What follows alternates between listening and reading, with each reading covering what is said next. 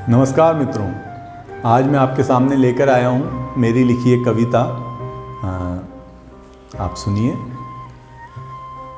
अगर मेरी गणित खराब नहीं है तो दुनिया में उतनी मूर्खताएं नहीं हैं जितने हैं मूर्ख, और जितने हैं दोहराव नहीं है उतनी सृजनात्मकता।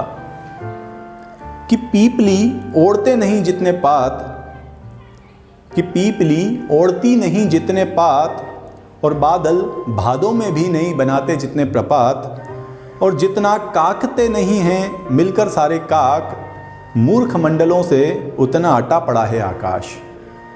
अगर सही है मेरा विज्ञान तो अपवाद है विद्वान, कि बूंदों से अधिक नहीं है तारों में आसमान, और झष जल में दुर्लभ है ज्ञान बुद्धि में, और अंतरिक्ष के अथाह में मुश्किल है मिलना प्रकाश का।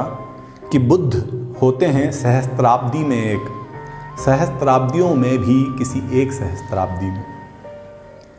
अगर गलत नहीं है सामाजिकता का मेरा ज्ञान, तो उससे अधिक मजमा नहीं है किसी के पास, जितना कूट है उसकी मूर्खता का अभ्यास।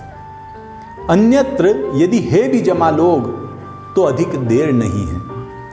कहते हैं कि ईश्वर के घर अंधेर नहीं है, कि न्याय आता ही होगा, कि मूर्खता पिछड़ सकती है जरा दूर, पर आगे फिर लगा मिलेगा मजमा एक, और नाप ले भले कोई 2 कदम में जहान और जान, और तीसरे में तत्व महान, या खर्च दे जीवन नापते राह पगों पर नहीं होगा पार, हर आगे पर मिलेगा उसे एक मूर्ख लोक की बुद्धि पर सवार।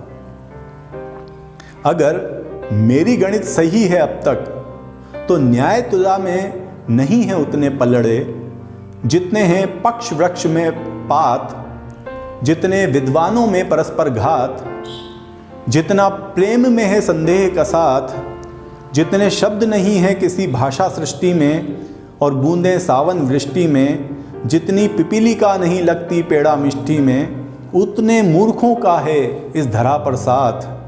और जितना है उत्साह उनका और जितना है अभ्यास, नहीं है उतना धैर्य किसी में, संभव उतना धिक्कार। धन्यवाद।